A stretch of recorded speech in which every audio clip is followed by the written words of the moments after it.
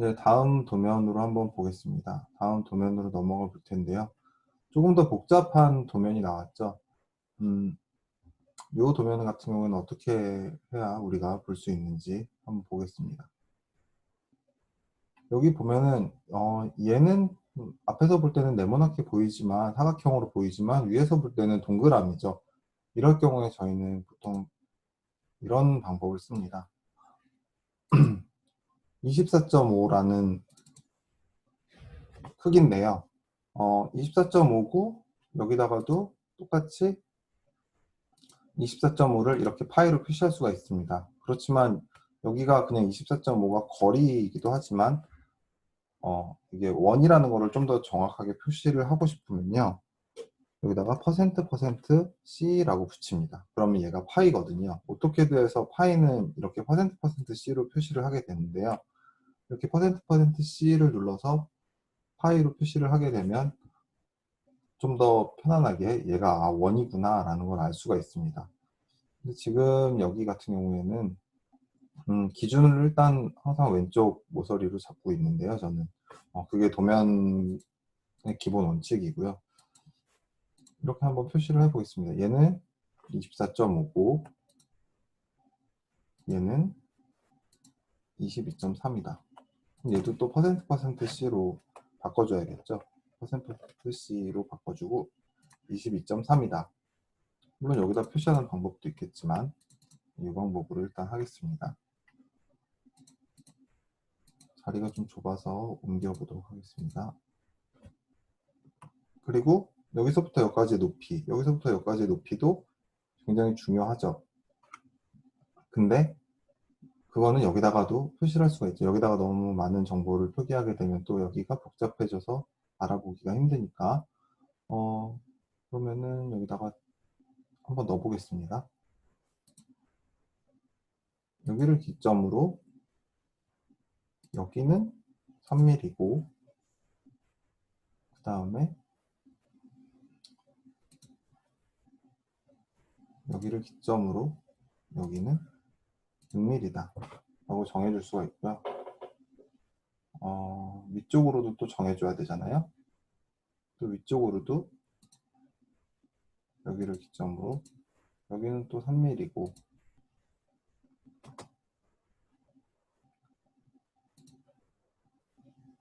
여기를 기점으로 여기는 7mm 여기를 기점으로 끝에까지는 14mm 이렇게 지정을 해 놓으시면 됩니다. 근데 굉장히 지금 지저분하게 됐죠. 지저분하게 돼서 사실 저 같은 경우는 최대한 보기 깔끔하게 하기 위해서 어떤 하나는 표현을 하기가 좀 지저분해진다 하면은 그냥 빼버립니다. 빼버리고 다른 곳에다가 표기를 하기도 합니다. 이렇게 하고 반대쪽에다 표기를 해줘도 상관은 없겠죠. 기준점은 여기고 여기까지는 3mm고 기준점은 여기고 여기까지는 6mm다 이렇게 표현을 해도 지금 이 도면에서는 전혀 문제가 되지 않을 것으로 보입니다.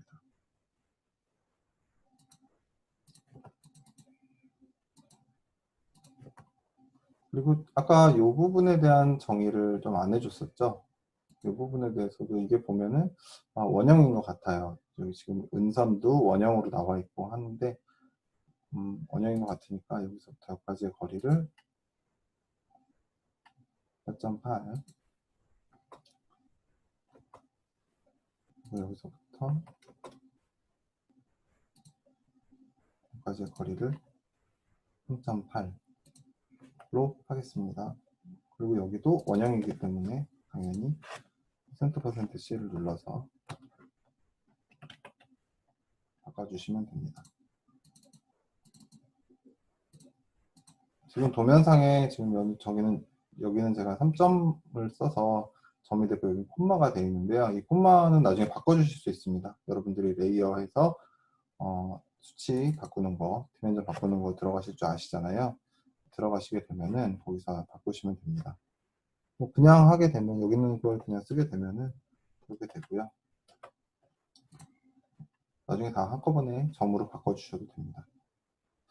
그리고 여기서 중요 정보가 이 홀까지의 높이가 굉장히 중요하겠죠. 그래서 이 홀까지의 높이를 한번 써주겠습니다. 여기를 기점으로 이 홀까지의 높이니까 이 선이 되겠죠. 10.5mm 떨어져 있는 선이 되고요. 중심에 있는 선이니까 굳이 표시를 안 해줘도 됩니다. 요 중간까지의 거리가 얼마다 라고 표시를 안 해줘도 되고요. 지금 요거를 제작하는 데 있어서 요 폭 같은 경우에는 요거에 따르게 됩니다. 그렇기 때문에 여기다가 폭을 표시해 줄 수가 있습니다.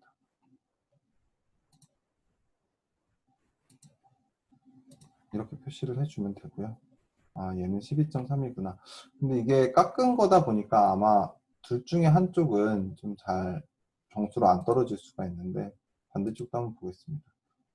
이쪽도 18.6으로 이제 정의가 되긴 하네요. 저희가 근데 깎은 거라서 확신은 할 수가 없지만 18.6이 나옵니다. 그럴 경우에는 애매모호하기 때문에 12.3이나 18.6 중에 더 중요한 치수에 맞춰서 가공을 하고 센터를 맞추면 되기 때문에 한쪽만 표시를 하게 됩니다. 제가 애매모호하다고 하는 것은 원이라는 것을 우리가 잘랐는데 그 숫자가 정수로 나오지 않는 경우가 되게 많은데 아까 소수점 첫째 자리에서 다 표현이 됐잖아요.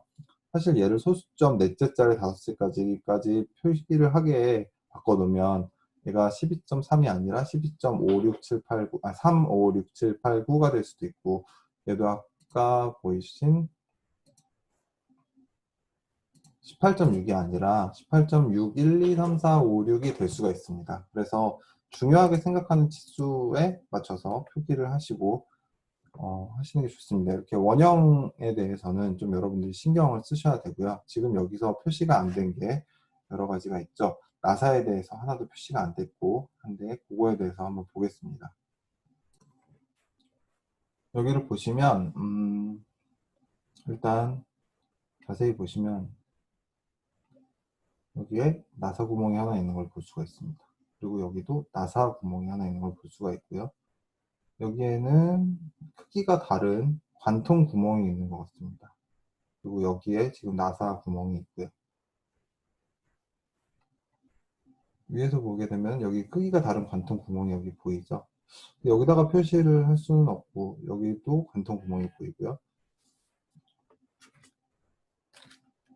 그래서 제일 잘 보이는 곳에 표기를 해주시면 됩니다. 일단 먼저 여기 있는 것부터 표기를 해볼까요? 얘가 깊이가 관통 구멍이었잖아요. 얘 같은 경우에는 지금 여기 보이는 이 구멍인데요. 관통 구멍이고 나사홀이었습니다. 이럴 때는 어떻게 표시를 하냐면요. 뒷면전을 해서 클릭을 해보시면 3이 나옵니다. M3이라는 얘기겠죠. 3mm 나사라는 얘기일 텐데 좀 더 빼주겠습니다. 너무 가운데 들어가 있으면 보기가 안 좋기 때문에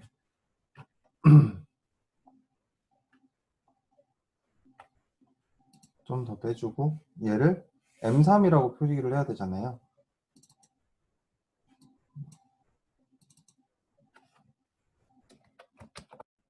M3 관통을 저는 이렇게 관통을 표기를 합니다. 관통이라고 한글로 써주셔도 되고요. 이렇게 스루라고 표기를 하기도 합니다. 그래서 여기는 관통 나사를 표기하였고요. 이 옆쪽에 있는 이 나사들 한번 보겠습니다. 이 나사 같은 경우에는요. 어떻게 되냐면 크기를 보시게 되면 여기도 3mm고 깊이는 여기서부터 여기까지 직선 깊이를 보면 되겠죠. 그럼 리니어로 클릭해 놓고 직선 깊이를 보시게 되면은 깊이가 5mm입니다. 그러면 여기다가 이제 표기를 할 텐데요. 얘 같은 경우에는 5mm에 M3짜리 나사 깊이를 DP 5mm 이렇게 하시게 되면은 얘가 깊이 5mm에 M3짜리 나사가 사용이 되고 있구나 라는 것을 아실 수가 있습니다. 그럼 얘가 몇 개가 있냐 두 개가 지금 있잖아요. 그럼 얘는 정확하게 두 개라고 앞에다가 이렇게 표기를 해주시게 되면은 두 개의 M3짜리 나사를 만들어야 되는구나 라는 걸 알 수가 있습니다. 그 다음 저희가 남은 게 여기 홀 표시를 해줘야 되잖아요. 근데 홀은 오히려 여기도 지금 보이고 있지만 여기서 더 잘 보이잖아요. 그래서 여기다가 한번 표기를 해주겠습니다. 여기다가 표기를 해주면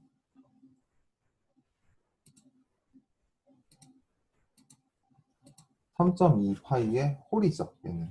그렇기 때문에 또 %%C를 이용해서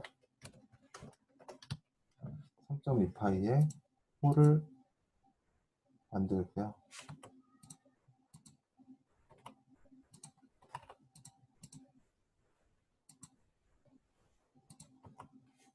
그럼 이쪽에도 또 홀이 있는데 사이즈가 좀 다른 것 같잖아요. 2.8파이의 홀을 표시를 해줍니다.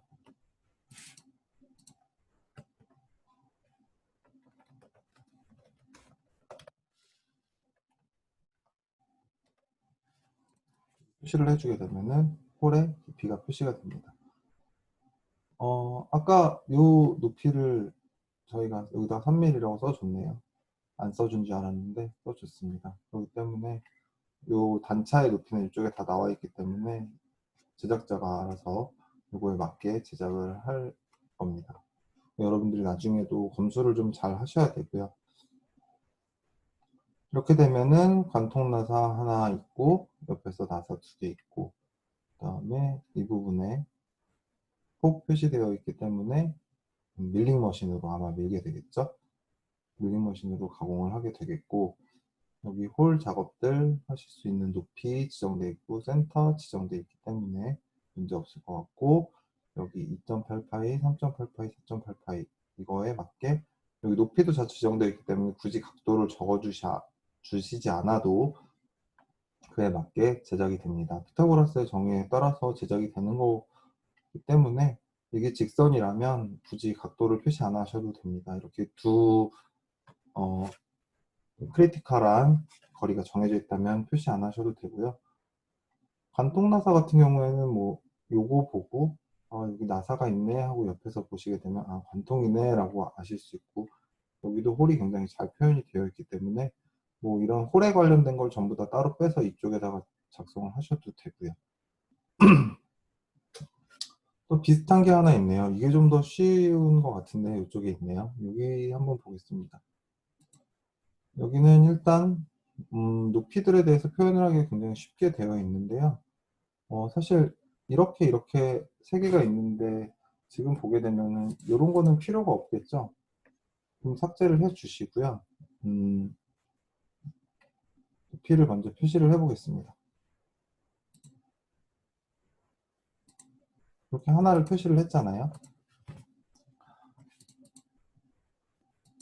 근데 우리가 아까 보게 되면은 여러 가지 도면 표시 방법이 있습니다.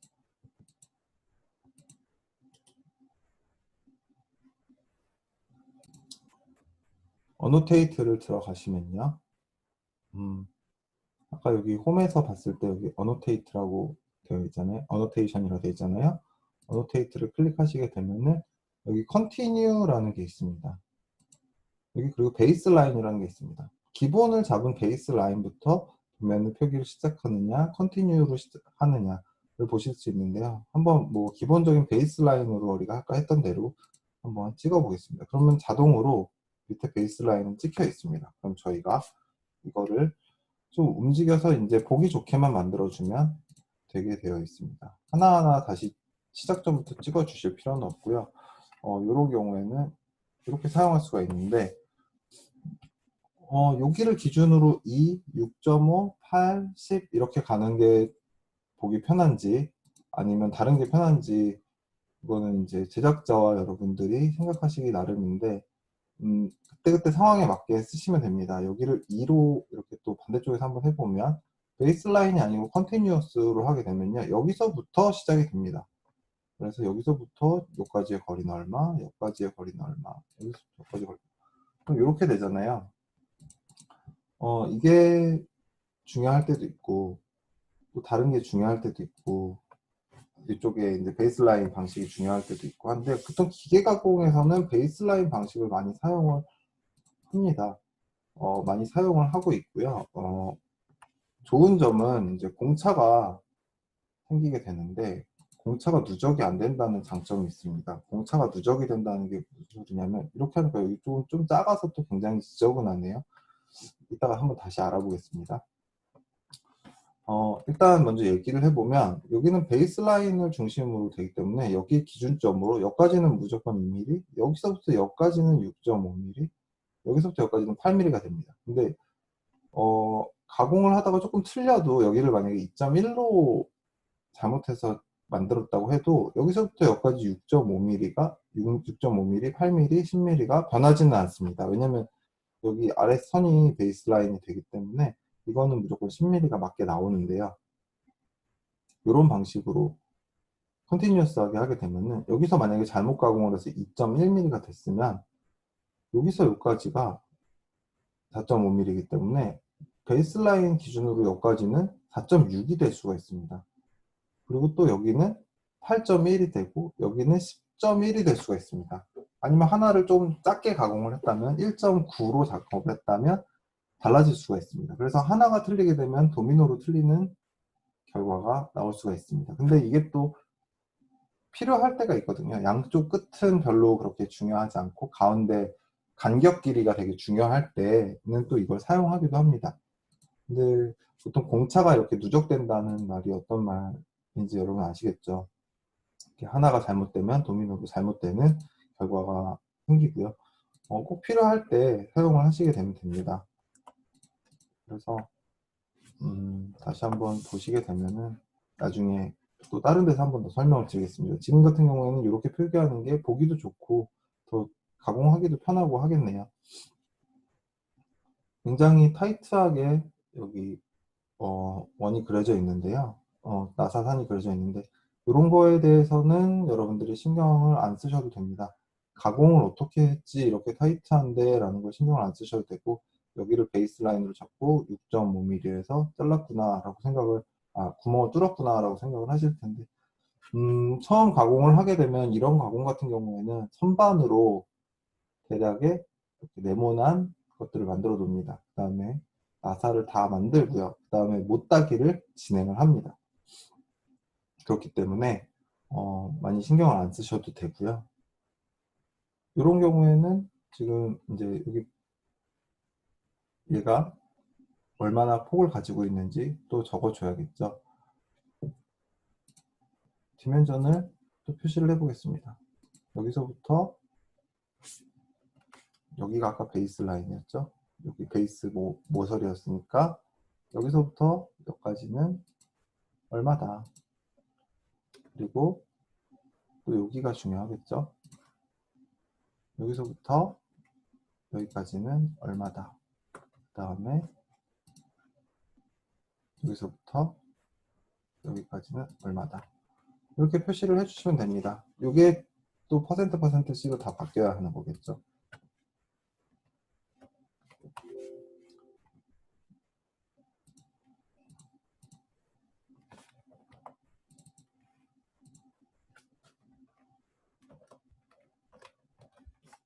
그런 식으로 다 바뀌어줘야 됩니다.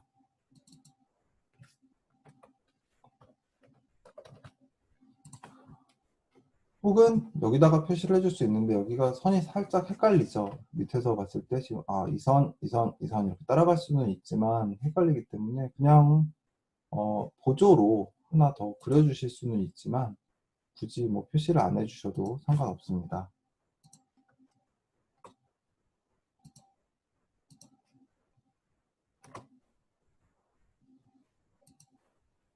이렇게 표시를 해주시면 얘가 말하는 이 숫자가 이 숫자야라는 중복된 치수로 보여지는 거고요. 제가 볼 때 굳이 표시를 안 해주셔도 지저분하기만 하니까 괜찮을 것 같습니다. 그리고 여기 이제 나사가 중요한데요. 나사 높이는 표시가 됐고 나사가 이거의 중심에 있다라는 거는 충분히 알렸다고 생각이 듭니다. 이 나사의 깊이를 또 한번 재보겠습니다. 깊이를 재보면요. 이 끝에서 여기까지 깊이가 얼마인지 재보면 또 5mm네요. 그럼 이 나사는 n 몇 짜리 나사인지 이쪽에서 확인을 할 수도 있고 이쪽에서 확인을 할 수도 있는데 메인 도면에다가 저희는 다 표시하는 것을 원칙으로 하고 한번 찾아보겠습니다.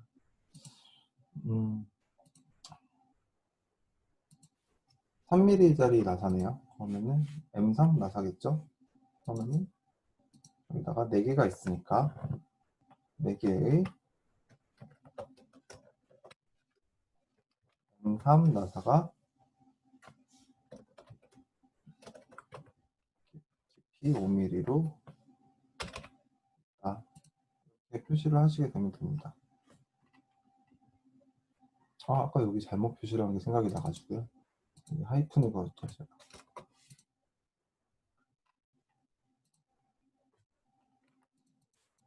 이렇게 해주시면 여기가 4개가 있구나.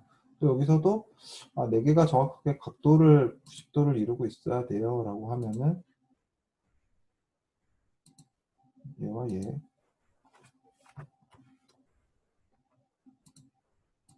각도를 이렇게 표시해 주면 됩니다. 이게 여기에 보면 다 있기는 한데요.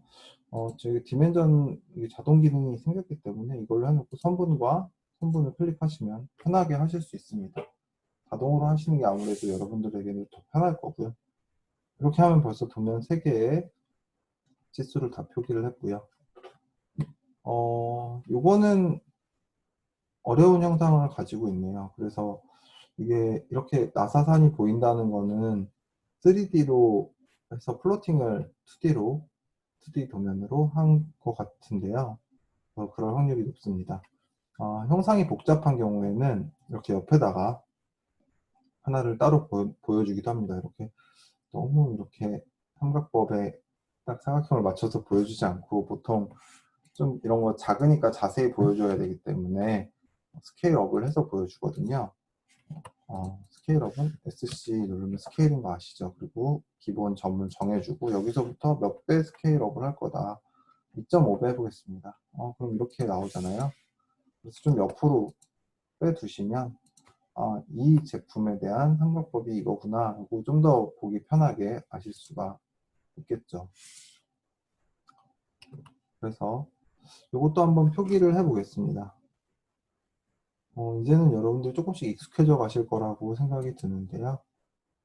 여기서부터 몇 가지의 거리, 여기서부터 여기 중심선까지의 거리를 표시를 해주고 여기서부터 이 높이까지의 거리를 표시해주고 여기서부터 이 높이까지의 거리를 표시해 주겠습니다. 그럼 3, 6, 12가 나왔네요. 너무 가까이 붙어 있는 것보다는 좀 떨어져 있는 게 보기가 좋기 때문에 이렇게 표시를 해보겠습니다. 그 다음에 얘의 폭은 우리 이번에는 이쪽에다가 표시를 해볼까요? 이게 사실 여기 노란 선이 있는데 사실 이게 없어야겠죠. 이거는 왜 생겼는지 모르겠는데 노란 선이 없어야 될 거고요.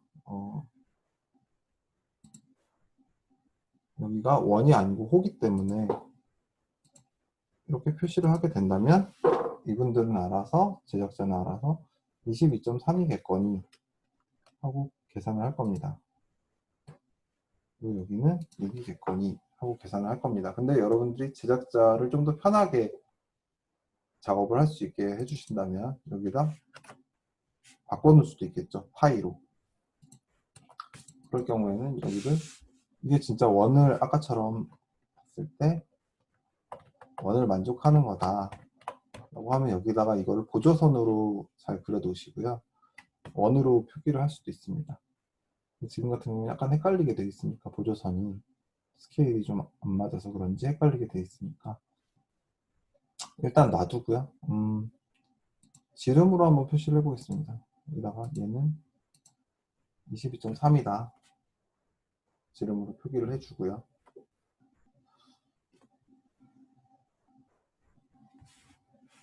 그 다음에 얘는 10점이다. 그럼 잘못 나올 경우가 사실 생길 수도 있기 때문에 저 같은 경우는 이런 혼선을 방지하기 위해서 이런 거 다 지우고요. 호로 표시를 하거나 이렇게 그냥 R이 아닌 원형으로 표시를 합니다. 가공자가 가공하기 좀 쉽도록. 그리고 여기 갭이 있잖아요. 이 갭 같은 경우에는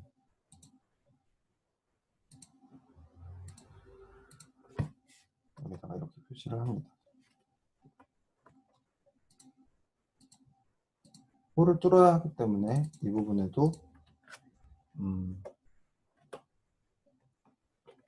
%C로 파일을 표시를 하게 됩니다.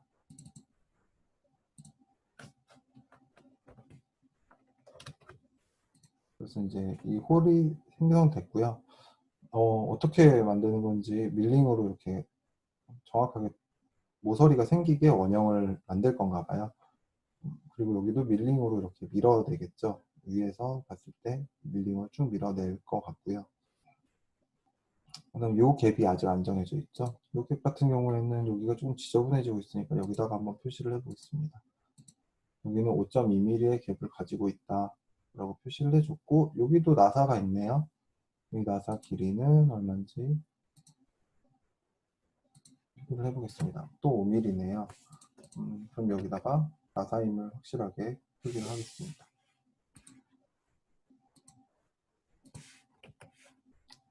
두 개의 M3짜리 나사겠죠. 3,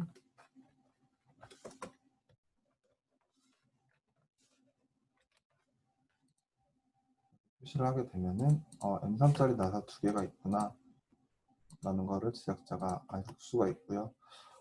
이 부분 같은 경우에는 굳이 필요가 없을 것 같고, 이쪽 도면에서는 치수를 표기할 게 별로 없겠네요. 그러면 그냥 보조 도면으로 남겨놓으시면 됩니다. 굳이 또 지우지 않으셔도 되고요. 대칭인 경우에는 주로 이렇게 표기를 하고 있습니다. 요거 같은 경우에는 뭔가 바늘 같이 생긴 거고, 여기 지금 3D로 이렇게 되어 있는 걸 보실 수가 있습니다. 원통을 사선으로 자른 것 같은데요. 요거 한번 길이를 보겠습니다. 저희가 치수를 한번 볼 텐데, 요거는 이제 이게 원통임을 확실하게 하는 게 중요하기 때문에 이쪽에다가 표시를 해야겠죠. 여기는 3파이, 그리고 이 안쪽은 2파이인 원통이고요. 길이를 한번 보겠습니다. 여기서부터 여기까지가 20mm, 그리고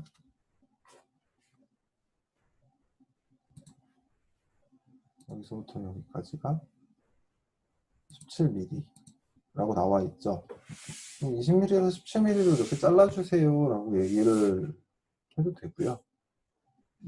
이 호의 레디우스는 별로 중요하지가 않습니다. 이게 3D에서 뽑은 거기 때문에 중요하지가 않기 때문에 쓰실 필요가 없고, 이거를 저희가 각도가 만약에 몇 도로 잘라주세요, 60도, 아까 말씀드렸듯이 이제 각도로 잘라게 되면은 여기 17이 아닌 다른 숫자가 17.23456 이런 식으로 나올 수가 있기 때문에 각도가 중요하다, 우리는 각도로 자르겠다 라고 하시면 이거와 이거의 각도가 45도로 잘라주세요 라고 얘기를 하시면 됩니다. 이렇게 표시를 하면 어디서부터 어디까지가 45도야 라고 헷갈릴 수가 있고, 이렇게 표시를 하면은 좀 더 보기는 편한데 좀 아래쪽에 있어서 좀 그렇죠. 그럴 때 우리가 보조선을 그어서 여기가 45도다 라고 얘기를 하기도 하지만, 지금 같은 경우에는 무리가 없어 보이네요. 45도로 잘라주세요. 45도는 여러분들 피타고라스 정의 보셨듯이 1대 1대 루트 2잖아요. 루트 2인데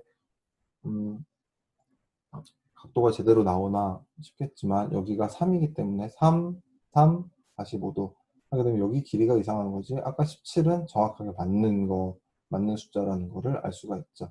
제가 무슨 말씀을 드리는지 아시겠죠? 여기서부터 여기까지도 4.24가 아닌 이상한 숫자가 나오게 틀림없습니다. 이런 숫자는 필요가 없죠. 45도로 자르게 되면 여기가 3이었으니까 여기가 또 3일 테고, 그러면 20에서 3 뺀 17이 될 테고, 그래서 이런 식으로 45도로 잘라주세요 하면 공작 기계에 넣고 45도의 물건을 돌린 다음에 자르게 되겠죠. 요거 같은 경우에는 판을 막 구부려 놓은 겁니다. 막 구부려 놓은 것 같은 경우에는 여기 절곡이 되어 있는 부분을 보시게 되면은 이런 거를 이제 접는 거를 절곡이라고 하는데 요 안쪽, 요 바깥쪽에 휘어져 있는 것을 볼 수가 있고 판이 여기 맞닿아 있는 것을 볼 수가 있습니다. 요거 같은 경우에는 사실 절곡이라는 게 굉장히 정확하지 않은, 이상한 숫자가 적혀있네요. 정확하지 않은데요. 다른 절삭 가공에 비해서 아주 정확하지 않은 방법입니다. 그렇지만 절곡이 꼭 필요한 경우에는 절곡을 해야겠죠. 절삭 가공에 비해 저렴하기도 하고요.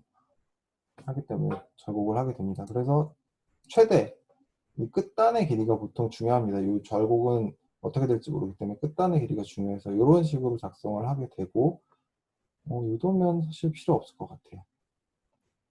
삭제하도록 하겠습니다. 이쪽 폭이 중요하겠죠? 폭은 몇 밀리다. 여긴 중심선이 이렇게 가운데 쭉 지나가질 않아요. 그러면은 요 가운데까지가 굉장히 중요할 겁니다. 중심에 맞겠지라고는 생각을 하지만 아닐 수도 있기 때문에 한번 표기를 해줘야 됩니다. 그리고 가공자가 여기에 중심이라고 표현이 안 돼 있잖아. 원의 중심점만 표시가 돼 있지. 그래서 나는 2.5가 아닌 3에다가 구멍을 뚫었어 라고 하면은 그 손해는 고스란히 여러분의 몫이기 때문에 여기 확인을 해야 됩니다. 그리고 표시를 해줘야 되고요. 여기 같은 경우에는 몇 파인지 한번 보겠습니다. 구멍이 그냥 뚫려 있네요. 3.2파이, 나사가 아니고 구멍이 뚫려져 있습니다. 그럼 이 3.2파이의 구멍은 이쪽부터 3mm, 그리고 이쪽부터 5mm 되는 지점에 뚫려 있다는 거를 2.5mm 저측부터 알 수 있고요. 이게 절곡을 해서 여기가 얼만큼이냐를 이제 표시를 해주려고 합니다. 여기를 표시를 해주면 한 여기까지, 죄송합니다. 여기서부터 여기까지는 이 정도 됐으면 좋겠어요 라는 얘기를 해주는 거고요. 여기 레디우스가 이제 생기잖아요. 근데 절곡하는 기계에 따라서 레디우스가 달라질 수가 있습니다. 그래서 여러분들이 이렇게 얘가 얼만큼 튀어나와야 하는지도 중요하니까 여기서부터 여기까지는 얼만큼 튀어나와야 하는지 지정해 주시고요. 그 다음에 여기다가 그런 표시를 해줄 수가 있습니다.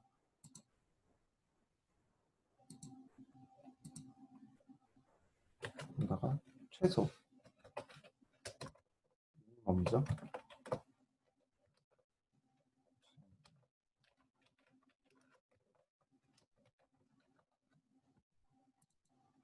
최소 R 반경을 최소로 해주세요 라고 하게 되면 여기다가 반경을 최소로 접게 될 겁니다.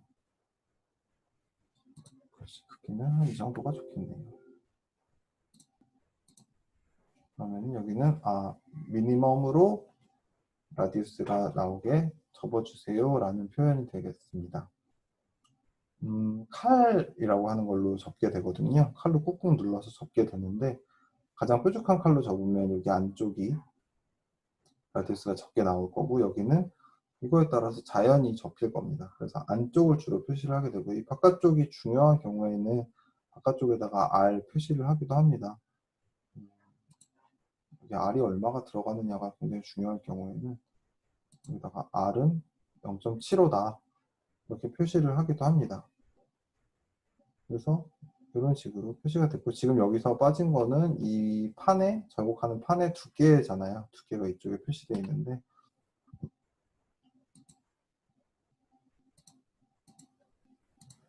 이렇게 0.5 이렇게 표시하면 당연히 0.5의 판으로 접을 겁니다. 근데 저 같은 경우에는 여기다가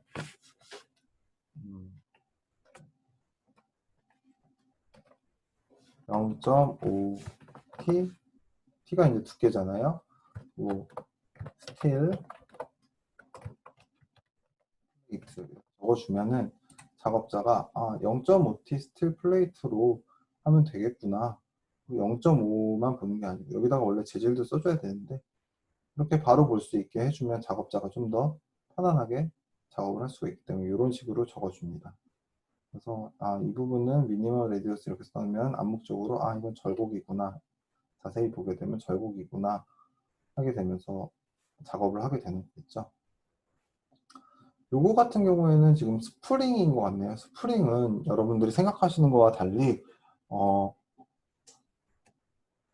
다 그려주지 않습니다. 코일 스프링을. 그래서 코일 스프링 같은 경우는 이런 식으로 기본적으로 표시를 하게 되는데요. 얘는 내경과 외경이 중요합니다. 코일 스프링을 선정할 때도 내경과 외경으로 선정을 하는데요. 내경이 8.4, 외경이 11.6, 그 다음에 길이가, 여기는 최소 길이가 압축되었을 때 최소 길이가 19mm, 인정되었을 때 길이가 40.5mm가 되는 스프링입니다. 스프링은 보통 구매품이기 때문에 제작을 하지 않는 한 이런 식으로 그냥 표시를 해서 도면에 넣게 됩니다. 뭐 여러분들의 이해를 돕기 위해서 여기다가 그냥 미니멈,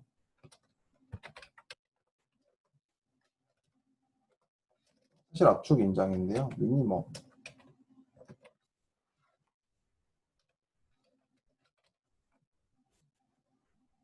맥시멈 이렇게 써놓으면 얘가 최소 최대의 길이구나 를 알 수가 있겠죠. 그래서 내경은 8.4, 외경은 11.6 정도 나오는 스프링을 얘가 구매해서 여기다 넣으려고 하는구나 를 알 수가 있습니다. 지금 여러분들에게 빨리빨리 이야기를 해드리려고 하나하나 일일이 그룹화를 시키진 않았고 처음에 제가 하는 방식으로 그룹을 만들어서 하는 것을 보여드렸습니다. 그래서 지금 이런 식으로 이제 도면의 부품에 다 치수를 한번 넣어 봤습니다. 그러면 이제 치수가 표기된 도면들을 여러분들이 보실 수가 있는데요. 이런 도면을 보다가 좀 수정해야 할 부분도 있고 헷갈리는 부분도 있어서 이게 없는 도면이 치수가 없는 도면을 보고 싶으면 저번에 레이어에 대해서 한번 설명을 드렸었죠. 지금 우리가 초록색으로 레이어를 선택해 놓고 그림을 그렸잖아요. 레이어를 이렇게 한번 보겠습니다. 그러면 전부 다 레이어가 켜져 있는 걸 볼 수가 있네요.